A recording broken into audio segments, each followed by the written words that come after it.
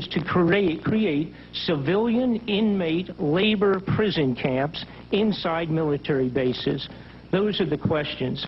We have questions why, under executive orders, the President of the United States sends $200 million to build Russian homes for Russian soldiers overseas. Thank you. I'd like to just get on to Mr. Yes. Fletcher. Another question in an interview with the Los Angeles Times on April 21st, you said that you told the Associated Press that the American government has created weather tampering techniques so that the New World Order will be able to starve millions of Americans and to control the rest.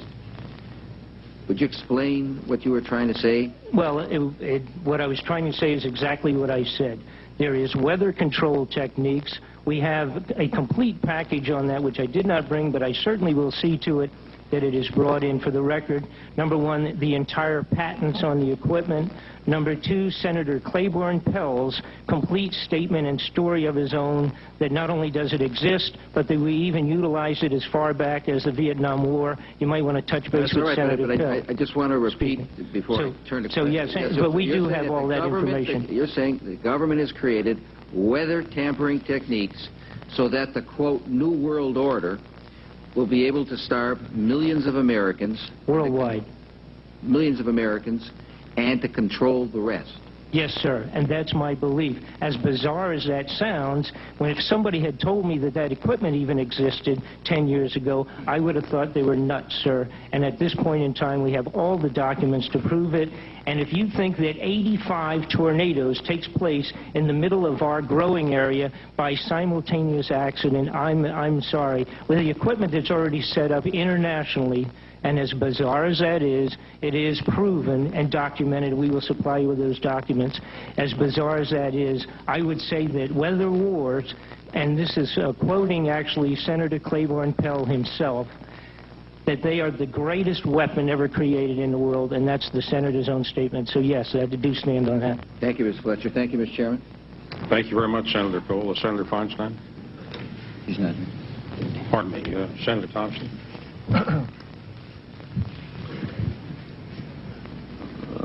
Mr. Johnson, whether or not one agrees with your statement, I think you gave a very thoughtful statement, thought-provoking as to what you perceive to be going on in the country and the concerns. You mentioned the problems, as you say, with our government. You talk about the tax rates being too high. You talk about government being too big, too intrusive, and all those things, many of which many of us are also concerned about and are trying to do something about it. You talked about the British, our revolution, other places around the world. But, you know, we couldn't vote King George out of office. The difference between us and other countries is that we do have a democratic society, and one in which huge numbers of people don't even bother to vote. But we have an opportunity to change just about all the things that you listed that's a problem. I take it that you think that our system is broken down, our electoral process in some way is broken down. Either it's really not free and open, or maybe we shouldn't go by democratic processes, or what's your problem with working through the process to solve these problems? You know, there was an organization, I believe, came out back in September and said that the militia's aim was clearly the democratic process itself. And my response to that was that our target was right on target, right around November the 8th, when a whole new Congress came in here. Fine, granted. Now, we advocate that more than everything, voting. But we seem to have a problem here during these campaigns when all of these wonderful politicians, God love them, say whatever they're going to say, and they get inside the Beltway and everything is, how do we say, politics as usual. Now what's going on as this trend continues, and you guys got to listen to this, you're pushing people's backs against the wall out there. We got people out there hungry, like you're talking about, people out there starving, and people tired of getting terrorized by law enforcement. Well, I shouldn't say law enforcement. I will support law enforcement whenever they support the law. I'll just call them enforcement. They're getting outright economically terrorized, socially terrorized. I mean, the political correctness is getting out of hand. That is why these people are, what they're doing, what this militia is now, it's a mindset. It's the civil rights movement of the 90s. It's people sitting there with "Don't tread on me" stamped across their forehead. There's people drawing a line in their sand. That's what it is. Nobody's going to go out there and shoot things. Nobody's going to go out there and blow up things. We're not baby killers. We're baby boomers. We're not terrorists. We're taxpayers. We're not extremists. We're just extremely ticked off at the way the government is deviating away from what's going on around here. And when I say we, as this militia, as this little covert group out there, no, it's everybody.